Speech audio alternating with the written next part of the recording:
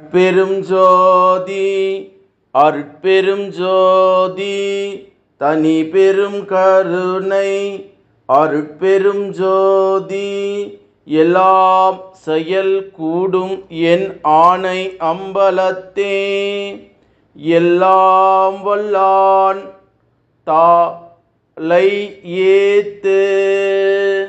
வாழ்க வையகம், வாழ்க வையகம், வாழ்க வளமுடன். குரு வாழ்க, குருவே துணை.